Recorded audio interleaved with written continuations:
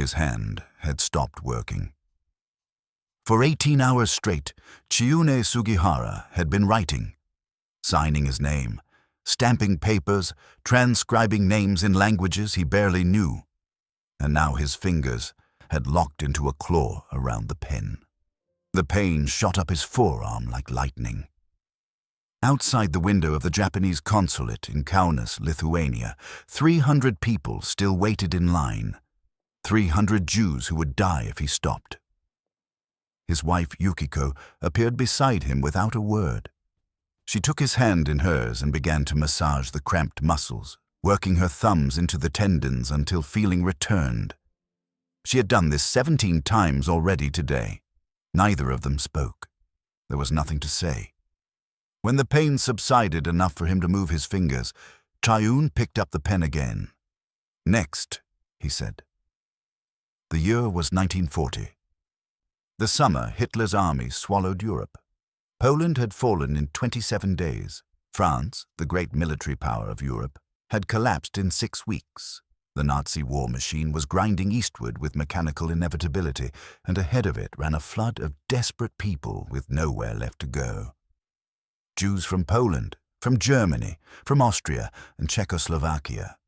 Families who had already lost everything, who carried their children and their photographs and whatever documents proved they had once been human beings with names and histories. Lithuania was one of the last escape routes left.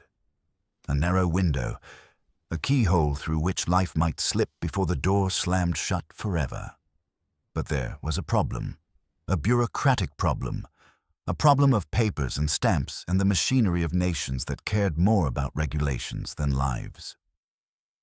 To escape through Lithuania, refugees needed to cross the Soviet Union.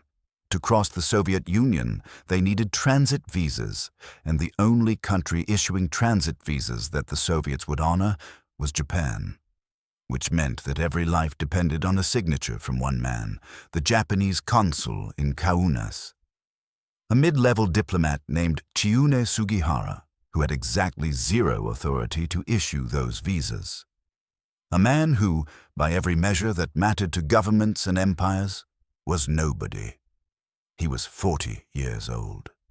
Born in a small village to a father who collected taxes, brilliant with languages, Russian, German, French, English, but politically invisible. He had spent his career in minor postings, translating documents, filing reports, doing the quiet work that keeps bureaucracies running. He had a wife he loved, 3 young children, a modest salary, a future that depended entirely on following orders. In every meaningful way, Chiune Sugihara was ordinary, which is what makes everything that happened next so devastating. Because if he could do what he did, if this ordinary man could look at the impossible choice between his career and his conscience and choose the harder path, then the question becomes, why don't we? July 18th, 1940. Dawn. Chiune arrived at the consulate to find the street packed with people, not dozens, hundreds. Pressing against the iron gate, children held on shoulders so they could be seen, elderly men and women who could barely stand propped up by relatives. The noise was a wall of sound, pleas in Yiddish, in Polish, in broken Japanese, in the universal language of desperation. A delegation of refugee leaders approached the gate. Exhausted men in suits that had once been fine, now rumpled and sweat-stained. They carried papers, documents, maps. One of them spoke German. "Consul Sugihara, we need transit visas through Japan. We have end destinations. Curaçao, Shanghai, anywhere. We just need to cross Soviet territory. We just need your signature." Chiune looked past them at the crowd. A mother held an infant up toward him, not speaking, just holding the baby high enough for him to see. The child couldn't have been more than 6 months old. "I need to cable Tokyo," he said. "I need authorization." The delegation leader's face collapsed. He had heard that word before. Authorization, the word that meant no. "Please," the man said. We are running out of time. Chiune went inside and composed a telegram to the foreign ministry in Tokyo. He was precise, factual, careful. He explained the situation. Hundreds of refugees, desperate circumstances, request permission to issue transit visas. The response came back the same day. 4 words that meant death. Request denied. Follow regulations. That night, Chiune sat at his dinner table while his children ate quietly. They were young, 8, 5, and barely 1. But they sensed something was wrong. The oldest kept glancing at his father's face. Yukiko put the children to bed and returned to find her husband still sitting in the dark. "What will you do?" she asked. "I don't know," he said. I don't have authorization. If I issue the visas without permission, they'll fire me. We'll have nothing. And if you don't?" Chiune looked at his hands. "Those people will die." Yukiko sat beside him. After a long silence, she said, "Then we'll have nothing, but we'll have our souls." The next morning, Chiune sent a second telegram, more urgent this time.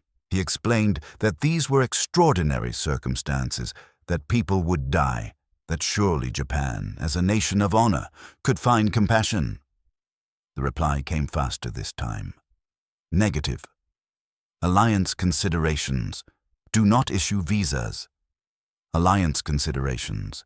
Germany was Japan's ally. The Jews fleeing Germany were, by extension, Japan's problem to ignore. That night, Chiune barely slept. He kept seeing the mother holding up her baby, the elderly man who could barely stand, the teenage girl with her father's papers clutched to her chest. He sent a third telegram. This time he abandoned diplomatic language. He stated the moral case plainly. People will die. I'm asking permission to save them. Tokyo's response was unambiguous. Final answer. No visas. Prepare to close consulate. Await transfer to Berlin. 3 telegrams. 3 denials. 3 times his government had given him a direct order to do nothing. Chiune sat in his office with the final telegram in his hand. Outside, the crowd had grown. Word had spread. The Japanese consul was considering helping. Hope had traveled faster than despair. Now there were 500 people outside his window. He looked at Yukiko, who had been standing in the doorway watching him. She nodded. If you're watching this and feeling something shift in your chest, hit that like button and subscribe. This story is about to get even more impossible, and we need you to stay with us to the end. Chiune Sugihara picked up his pen. The first visa took 8 minutes to complete. He had to handwrite the name, the destination, the dates. 4 signatures, 2 stamps, careful transcription in Japanese characters of names like Rosenblum and Goldstein and Kaplan, sounds his tongue had never shaped before. Next, he said, handing the visa to a weeping man who kissed the paper before clutching it to his chest. An elderly woman stepped forward. Her hands shook as she passed him her documents. "Thank you," she whispered in German. "Thank you, thank you, thank you." Chiune didn't look up. He was already writing. Next. By hour 4, his hand was cramping. By hour 7, the pain was constant. By hour 10, he could barely hold the pen. He would write 3 visas, then his hand would seize completely. Yukiko would appear, massage the locked muscles until he could move his fingers again, and he would pick up the pen. Next, a young couple with a baby. An old man traveling alone, a family of 6, a pair of teenage brothers, each one a universe, each one a future that would exist or wouldn't based on whether his hand could keep moving. Next, the children brought him water. He didn't drink. Yukiko brought him food he didn't eat. The afternoon sun slanted through the window and became evening light, and then the lamps came on, and still he wrote. Next, a woman approached the desk. Behind her, her father swayed on his feet, gray-faced with exhaustion. She laid their documents on the desk and said in broken Japanese, "He is sick. He cannot survive a camp. Please, Chiune's hand moved across the paper. 4 signatures, 2 stamps, 8 minutes. "Go quickly," he said, "and may God go with you." She burst into tears. She took the visas, pressed them to her father's chest, and they stumbled toward the door. Next. This went on for 18 hours, and then it went on the next day for 18 hours more, and the day after that. People who were there later said he worked like a machine, that he barely looked up, that his face showed no emotion because emotion would have been a luxury he couldn't afford. Speed was mercy now. Every minute he spent on one visa was a minute someone else waited in line, and the line never got shorter. Word had spread across Eastern Europe. The Japanese consul is issuing visas. The Japanese consul is defying his government. There is one man left who will help. They came from Vilnius, from Warsaw, from places whose names would soon be erased from the map. They traveled through occupied territory, through checkpoints and patrols, risking everything to reach Kaunas. To reach this one building where this one bureaucrat had decided that a regulation mattered less than a life. Day 5. Day 7. Day 10. Chiune's children played quietly in the corner of the consulate. They had learned not to interrupt. They had learned that their father was doing something important, something that made their mother cry when she thought no one was watching. Tokyo sent telegram after telegram, each one angrier than the last. "Stop issuing visas. You are violating direct orders. Close the consulate immediately. Prepare for reassignment." Chiune read each telegram and set it aside. He picked up his pen. Next. His superiors couldn't understand what he was doing. To them, it was insanity. He was throwing away his career for people he didn't know, for people his country's ally wanted dead. What was he thinking? But the people in line understood. They understood perfectly.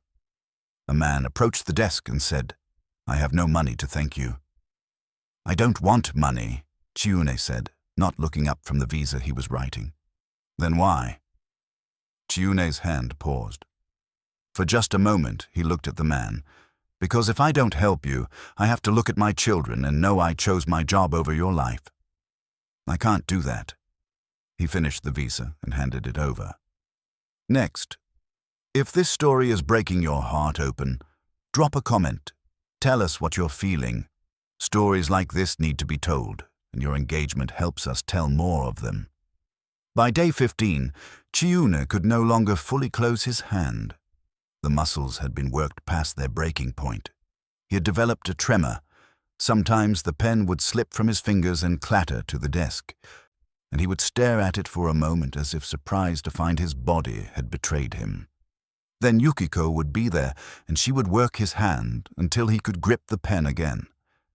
They had stopped speaking. There was nothing to say anymore. She knew what he needed. He knew she would provide it. They had become a machine with 2 parts, her hands healing his hands so his hands could save lives. The children had stopped asking when father would play with them. The oldest boy, 8 years old, started bringing his father's pen when it fell. The child understood, in the way children understand important things, that picking up the pen and placing it back in his father's hand was sacred work. Day 18, Day 20, Day 23. Tokyo was finished asking. The new telegrams were orders. Consulate closed, relocate to Hotel Metropolis. Transfer to Berlin scheduled. This is final. Chiune packed his family's belongings and moved to the hotel. That afternoon, refugees found him there. He set up a desk in the lobby. The hotel manager started to object, took one look at the line of people outside, and said nothing. Next. Day 29. September 5th, 1940. Chiune received his final order. The train to Berlin left that afternoon. He was to be on it. No exceptions. The Japanese government was done with his disobedience. That morning he wrote visas at the hotel until the last possible moment. When the car came to take his family to the station, refugees followed. They lined the streets. They filled the train platform. Chiune stood by the train car window, papers spread on the narrow ledge. He was still writing, still signing. His hand moved with the mechanical rhythm of someone beyond exhaustion, beyond pain, in that place where the body simply obeys because the soul commands it. The train whistle blew. 5 minutes. Next. A young man shoved his papers through the window. Chiune signed, stamped, handed them back. Next. The conductor called for boarding. 2 minutes. Yukiko was pulling at his arm. "We have to get on. They're leaving." Chiune signed another visa, and another. The train began to move. He was still signing papers through the window as the platform slid past. People were running alongside the train now, hands outstretched. He signed blank visas, just his name and seal, and threw them through the window. Legal documents scattered like leaves, fluttering down to desperate hands. The train picked up speed. The people began to fall behind. Chiune leaned out the window and bowed deeply, the formal bow of profound respect and apology. His voice carried back to them, "Forgive me, I cannot write any more." And then the station was gone, and Lithuania was gone, and the last escape route was closed. But in the hands of 6,000 people were visas that would carry them across the Soviet Union, through Japan, to anywhere in the world that would take them. 6,000 visas written by a man whose hand could barely hold a pen. 6,000 lives saved by a bureaucrat with no authority and nothing to gain. Chiune Sugihara arrived in Berlin in disgrace. The foreign ministry made sure everyone knew what he had done. He had disobeyed direct orders. He had damaged Japan's relationship with its ally. He had prioritized his personal feelings over national policy. In 1947, he was fired from the Foreign Service. The official reason: misconduct. The real reason: he had been right when his government was wrong, and governments cannot forgive that. For the next 20 years, Chiune Sugihara worked ordinary jobs. He sold light bulbs door to door. He worked for a trading company. He lived in a modest apartment and rode the train to work like millions of other men. His children grew up knowing their father had once done something important, but the details were vague. He rarely talked about it. The Japanese government erased his name from official records. As far as the history books were concerned, Chiune Sugihara had never existed. But the people he saved remembered. In 1968, a man named Yehoshua Nishri was going through his documents in Israel. He found an old visa, yellowed with age. The signature on it said, "Chiune Sugihara, Japanese consul, Kaunas, Lithuania." Nishri started asking questions. Who was this man? Was he still alive? It took months, but he found him. A 68-year-old retiree living in Tokyo. Nishri called him, "Mr. Sugihara, my name is Yehoshua Nishri. In 1940, you gave my family visas. You saved our lives." There was a long silence on the line. "I only did what anyone should have done," Chiune finally said. "But others didn't," Nishri replied. "You did." Word spread through the survivor community like wildfire. "The man who saved us is alive. He's in Tokyo. We can thank him. They came from everywhere. From Israel, from the United States, from Australia and Canada and South America. Survivors now in their 50s and 60s, many with children and grandchildren. They came to a modest apartment in Tokyo to meet an old man who could barely remember all their faces, but who had signed every single one of their visas. One woman brought her 3 children. "My father was the baby my mother held up to your window," she said. "You saw him and you saved us. These are his grandchildren." Chiune wept. A man showed him the visa, still preserved in a frame. "I carry this everywhere. It is the most important document of my life. It says that one man thought I deserved to live." Another survivor, a woman now in her 70s, told him, "I was 16 when you gave us the visas. I didn't understand what it meant. Now I have 5 children and 12 grandchildren. 40 people exist because you wrote for 18 hours a day. The stories kept coming. Entire families, generations. A forest of family trees that should have been ash. By the time Israel's Yad Vashem Holocaust Memorial recognized Chiune Sugihara as righteous among the nations in 1984, there were an estimated 40,000 people alive because of what he did. 40,000 descendants of those 6,000 visas. Teachers and doctors and artists and engineers. Parents and children. Lives built on the foundation of one man's cramped hand. Before we get to the end, I need you to do something. Subscribe to this channel. We tell stories that remind us what humans are capable of when we choose to be better. Stories that need to be heard. Hit that subscribe button so you don't miss the next one. The Japanese government finally, officially acknowledged what Chiune Sugihara had done in the year 2000, 14 years after he died. They issued a formal apology. They called him a hero. They put his name back in the history books where it should have been all along. But Chiune never lived to see it. He died in 1986 at the age of 86, still believing his government thought him a disgrace. In his final interview, a journalist asked him why he did it, why he risked everything. Chiune Sugihara looked at his hands, old now, spotted with age but still strong, and said something very simple. I may have had to disobey my government, but if I didn't, I would be disobeying God. These people were human beings and they needed help. There is no more reason than that. He paused, then added, I do not think I did anything special. I think I did what a human being is supposed to do. Today, there are more than 100,000 people alive because of Chiune and Yukiko Sugihara. 100,000 descendants of those 6,000 visas written in the summer of 1940. That's a mid-sized city, an entire population that exists because one ordinary man picked up a pen when everyone told him to put it down. Think about that. 100,000 people. How many of them are teachers shaping young minds? How many are doctors saving lives? How many are parents raising children who will do extraordinary things? How many acts of kindness? How many moments of love? How many small daily miracles exist in the world because Chiune Sugihara's hand kept moving? We talk about World War II in terms of armies and battles, invasions and treaties, the grand sweep of nations colliding. We measure it in millions, 6 million Jews murdered, 50 million dead overall, numbers so large they lose meaning.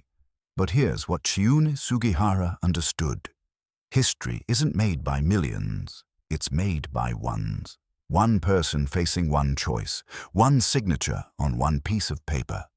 One life saved, then another, until the ones add up to thousands and the thousands compound across generations into multitudes. He didn't save 6,000 people. He saved one person 6,000 times. Each visa was an individual act. Each signature was a singular choice made in a singular moment. And each one mattered absolutely. This is what hope looks like in the darkest times. Not a grand gesture, not a dramatic revolution. Just a man at a desk, working past the point of exhaustion, past the point of pain, past the point where his body could continue, because his wife was there to hold his hands and his conscience was there to guide them. This is what love looks like when the world is ending. Not poetry, not romance. Just Yukiko's fingers working her husband's cramped muscles so he could pick up the pen one more time. Just their children learning to be silent so their father could work. Just a family choosing together to sacrifice everything because it was the right thing to do. This is what courage looks like when you have nothing. Chiune Sugihara had no army, no wealth, no power. He had a pen and a stamp and a conscience that wouldn't let him look away. That's all. And it was enough. When the Nazis came and the world looked away, when governments closed their borders and turned back the ships, when the machinery of genocide ran efficiently because everyone was just following orders, In that moment, one bureaucrat in Lithuania decided that some orders are meant to be disobeyed. And because of that decision, 100,000 people walk the earth today. They fall in love. They have bad days and good days. They laugh at jokes and worry about their children and make grocery lists and pay taxes and live ordinary, precious, irreplaceable lives. Because one man's hand kept moving. Because one woman kept healing it. Because two people decided that their careers mattered less than their souls. That's the story. That's the whole story of humanity, really, distilled into 29 days in the summer of 1940. We are capable of extraordinary evil. Yes, the Holocaust proved that beyond any doubt. But we are also capable of extraordinary good. And sometimes, not always, but sometimes, the good wins. Not in time to save everyone. Chiune couldn't save the 6 million. He couldn't stop the war. He couldn't prevent the camps or the gas chambers or any of the systematic horror that was coming. But he could save the people in front of him. The mother with the baby, the elderly man who could barely stand, the young woman and her sick father, the 6,000 human beings who appeared at his door and asked for help. He could do that. So he did. And that's enough. Sometimes, impossibly, miraculously, that's enough. If you're watching this and you feel something breaking open in your chest, if you're thinking about the choices you face, the small moments where you can help or turn away, the ordinary heroism available to each of us every single day, leave a comment. Tell us what this story means to you. Tell us what you're going to do differently tomorrow, because that's how this compounds. That's how one man's choice in 1940 reaches forward through time to touch you right now. Chiune Sugihara proved that when the darkness comes, and it will come in different forms, in different times, in different ways, we are not powerless. We are never powerless. We have our hands and our consciences and our willingness to pay the price for doing right. That's all we need. That's all we've ever needed. One signature at a time. One life at a time. One moment of courage that echoes across generations until it becomes 100,000 lives and counting. That's how light enters the darkness. That's how humanity wins. Not with armies, not with grand strategies, but with a cramped hand that refuses to stop writing. With a wife who refuses to let it. With a conscience that says, I see you. You matter. I will help. And sometimes, impossibly, beautifully, that's enough to change the world.